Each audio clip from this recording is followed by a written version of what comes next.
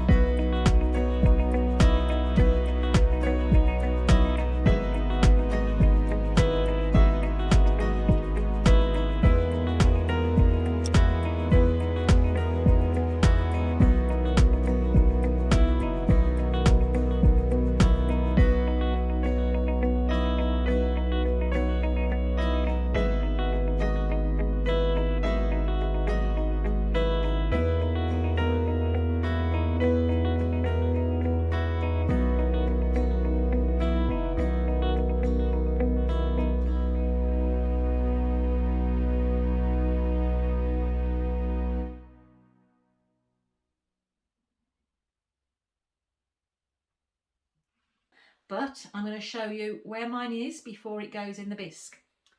So this is my vase with the handle on, which I love this elegant shape of the vase. And I don't know if you can see, I'm trying to be very careful, but I have applied butterflies and I've done multiple colours underneath. And then I have used underglaze all on this, not slip, which normally you do slip.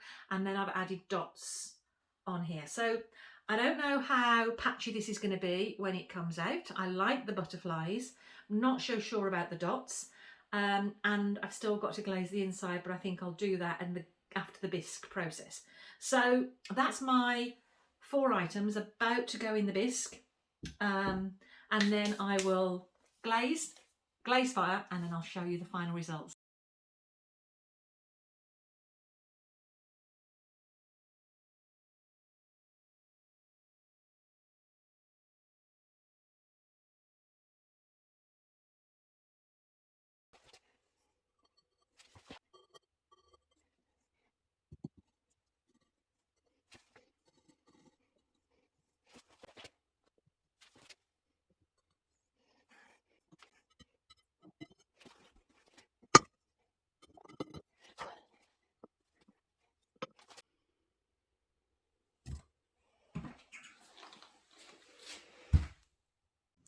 Hi guys, I need to share with you, I'm not in a good place this morning.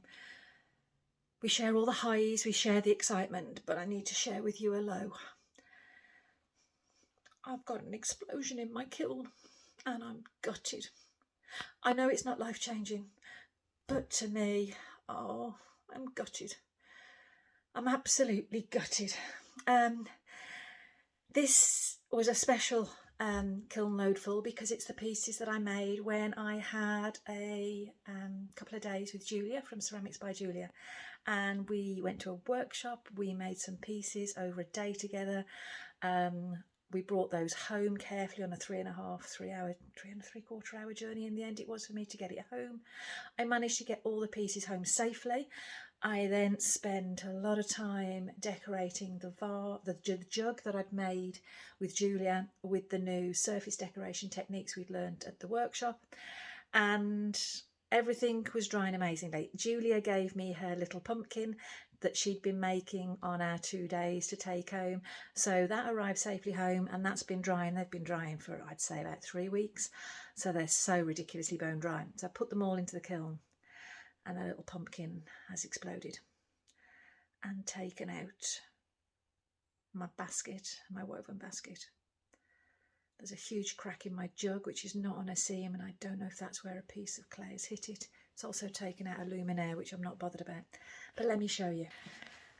So this is what's just greeted me. Oh, I'm so upset. So the little pumpkin was sat here. It smashed some, I'd made some cookies so that's not a problem. That's the piece we made in the surface decoration. That looks like that's been unaffected, but the pumpkin obviously was very thick. And then look down here. So it's taken out one of the top of my luminaires. It's obviously hit up there. It's missed one. And down here, you can see where the pieces have landed and smashed the bottom. The rest of it has all stayed intact. Looks like where I did the paper clay, that worked. Gutted. But then even worse, look at this. I don't know what's happened there, but there's my jug. It's not even on the seam. So the seam was in line with the handle. So I don't get that. Did it start? Is that something to do with the seam? It could be. Oh, I was so excited. Oh no. Oh, it's still too warm for me to touch. It was just cooling down, and I had a sneaky peek. And I'm sure you all understand. You've all been there. But this is my first explosion. Why is it my first explosion? I don't know. I don't do hand building hardly ever. I certainly don't do sculptures or clothes forms, never done anything like that. I just do hand building over maybe drape moulds, plates, platters, and some little mini houses that are completely hollow with windows. So I'm trying to think why did it explode? Definitely wasn't to do with any moisture content. But my brain is thinking if it's a clothes form, there'd have been air inside. So I'm sure I've seen people put holes in clothes forms. But I literally just brought the finished thing home with me from Julia, and it's been stood on the side for 3 weeks, and it's just looked like a rock. Literally, it's solid. So was there a hole that was put in it? I don't know. I know Julia will be upset too, but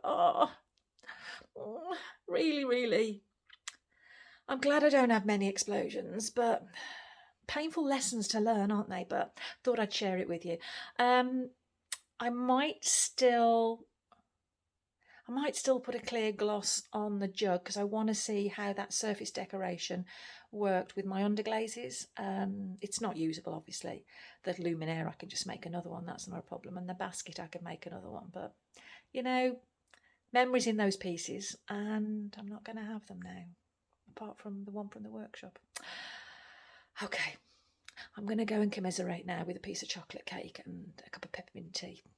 But I'll catch up with you when I've got them out the kiln and deciding what I'm going to do. Take care. Bye-bye. Hi. So next little bit of a follow-up. It's a few days since I opened the kiln, and I've now got over the shock, and I'm trying to work out what I do going forwards. So the basket that I had, it would have actually survived the bisque firing apart from the shrapnel hitting it. I have got all the little pieces, and they're about 1-inch segments that I've got, and it's a bit like a jigsaw puzzle. I don't think there's anything I can do to piece them together to put it through a glaze firing, even for this just to sit on a shelf and not have any functionality, but just be a memory. But if you've got any ideas, I've looked at bisque and stuff like that, and they're just for cracks. So I didn't know whether I even tried to use paper glaze just to secure them in place and then just put a simple glaze all over it. Maybe the glaze would just hold it in place so it could sit on my shelf. I don't know. Any suggestions, I'd really appreciate it. But the one that I'd really like to keep purely as decoration, not functional, not going to have any liquid in it at all, is this jug. We made the jug together, Julie and I, and that's got a lot of memories attached to that. And then the surface decoration that I practice on here, I would love to see how this turns out with a clear gloss over it. And I'd just like to keep this piece. Definitely not functional, so it won't have any liquid in it, it would never get used. I purely want it to just put on my shelf, or best case scenario, even I can store some long handled brushes in it. But this is what the crack is looking like. I think this is possibly more to do with the seam opening up, that maybe I didn't secure it properly, as opposed to the pumpkin shrapnel causing the crack. Because of its positioning, at the top it's nowhere near the seam. At the bottom it's still a centimetre, half a centimetre away from where the seam was.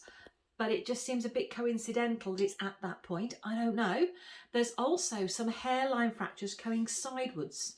So did some shrapnel hit it at this point, cause something to push? I don't know. So I still don't know quite how this happened or why this happened. It'd be good if you could have a camera inside your kiln, wouldn't it?